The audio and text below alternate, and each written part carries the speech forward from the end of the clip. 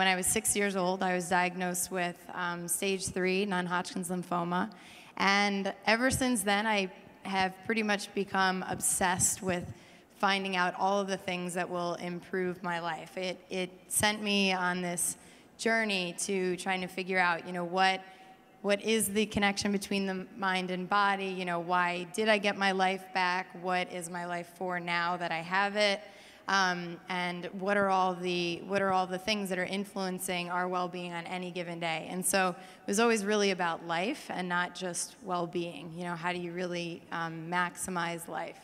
So that's kind of my background and why I'm doing what I'm doing now. Hi, I'm Susan, and my partner Danielle. We started the Imaginal Group a couple of years ago, and my history is at a very early age. In kindergarten, actually, when I was 5, I had this awareness of the opportunity to bring balance more in the way that we treated people. I started my first business when I was 17, an educational business, and then a real estate business. And the educational business we started was Little Sprouts, and we ended up opening 18 schools around the country, working with at-risk children, and we were fortunate enough to get $10 million in innovation funds from the Department of Ed, and we used that money to measure the outcomes. And the 2 critical points that led me to where we are today, talking about really behavioral economics and why it matters in workplaces, was one being that the connection time, which is a format that we had with our teachers where we paid them for really talking about well-being with their supervisor once a month. When that went down in our schools, the outcomes that we had in all of the schools were going down.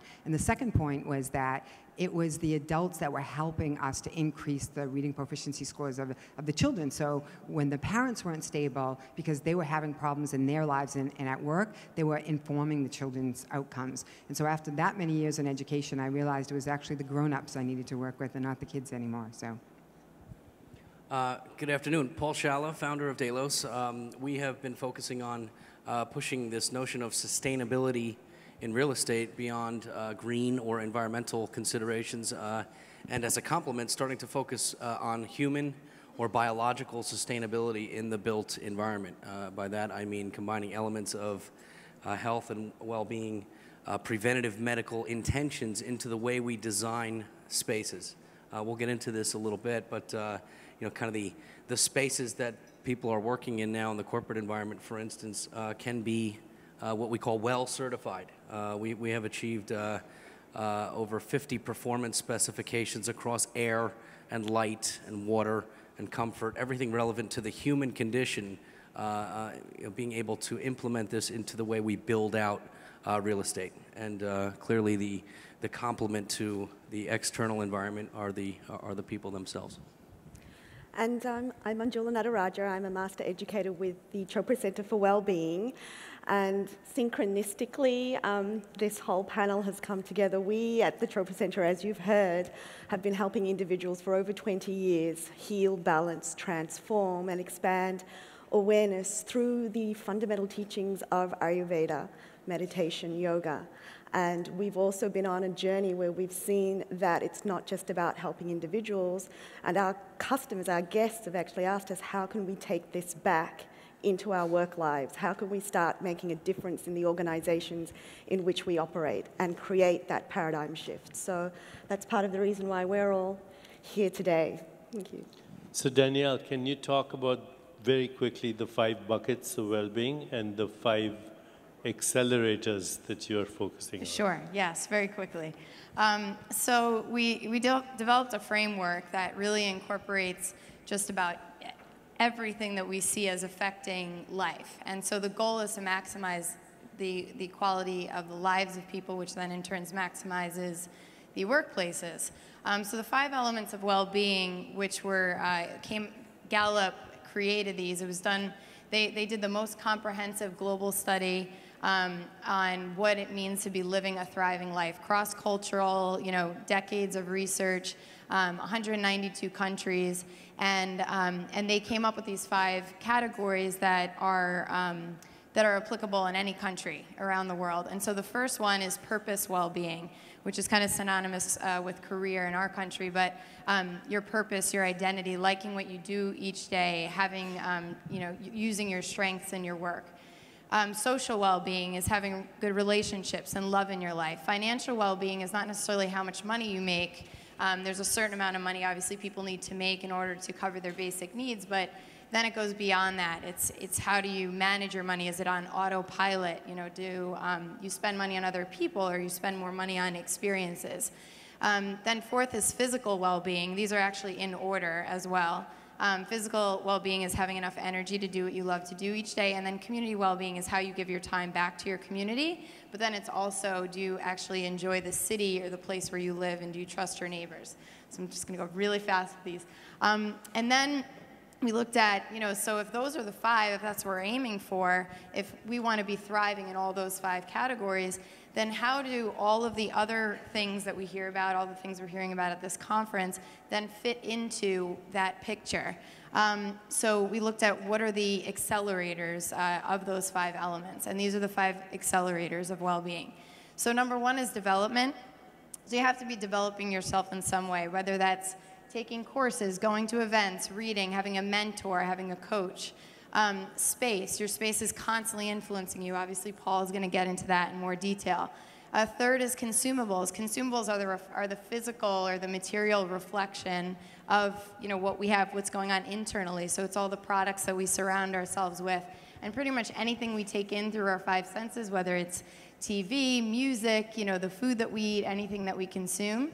And then fourth is metrics. So once you change the metrics of your life, or an organization changes their metrics, everything just starts to change just by virtue of that new metric. When we wear Fitbits, it immediately puts our attention on new things. Same thing in an organization. If they start measuring the well-being of their people every single quarter, that's something that they have to talk about. So as a result, well-being gets accelerated just by virtue of changing the metrics.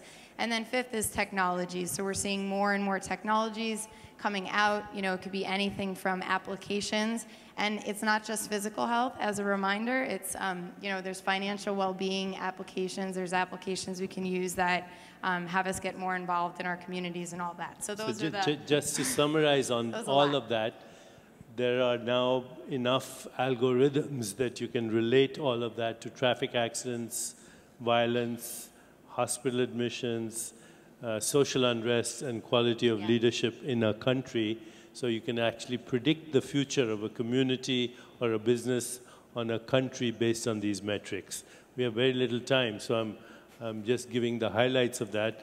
And this week alone, MGM Grand introduced well spaces in their rooms and their meetings, and basically Paul's emphasis, and he's been working with Cleveland Clinic, and the well certification is now a well accepted fact, and we met with President Clinton, who actually helped us move it along the way. But the basic idea, sustainability, biological sustainability, but also the environment supporting that. Biological rhythms, circadian lighting, and all the other things. Can you quickly go over these points? Absolutely. Yep. Thank you, Deepak. So yes, we did introduce the Well Building Standard about 2 years ago, which is a program, again, to look at any space, any type of real estate, whether they be homes, offices, schools, libraries, hotel rooms, and look across these categories you see on the screen to ensure that the spaces and how we build these spaces are conducive to optimal human health. Biological sustainability as a complement to environmental sustainability. So think of what green or LEED certification is for the environment. WELL certification is for the people that reside inside these spaces.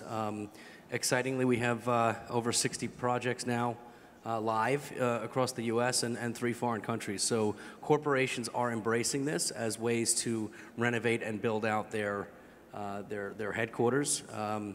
There are interesting linkages between each of the domains in the standard and health outcomes. And that's kind of a brief. As Deepak did mention, we've opened up a bunch of hotel rooms that have these wellness amenities infused into them, and also meeting spaces this week.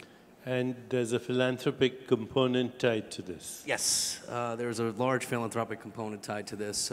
We are putting 51% of the profits received from this program back into the system, working towards better housing or real estate solutions in the world. So an element of philanthropic sustainability, philanthropy tied to capitalism, as a nice complement to the overall program.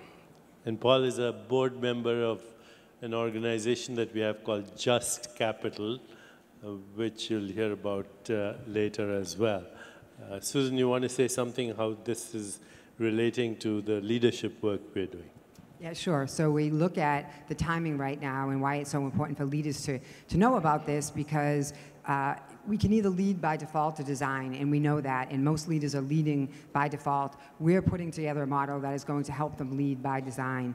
If you look at the statistics, this is the statistics of Egypt and what GDP was right before the fall of Egypt. And this is a metrics that most people are using as a baseline for health in a society, and we're suggesting that it's not just about profits, it has to be about purpose and people as well. And if the leadership was looking at the data the way that we're suggesting that they should, they would have known that this was going to happen. And so leadership right now, it really, if they're going to stay progressive, they're going to stay on top of things, we know that they need to understand what the will of the people is, and they do that by connecting. People are not staying in the workplaces and in under leaders because they don't feel like they're heard and they don't feel like that that they matter, and that's something that if leaders are going to sustain themselves, they have to be aware of that.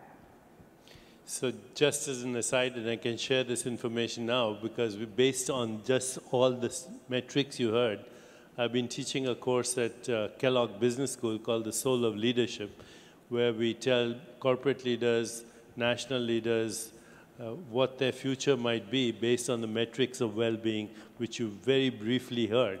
So about a few years ago, in my class was the son of Gaddafi, escorted by the CIA and at that time the American State Department. It was a secret because we had predicted what was going to happen in Libya.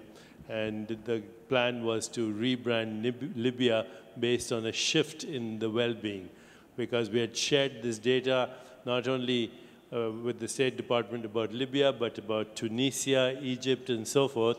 And we had done it earlier as well with the Bush administration. They weren't willing to listen to us.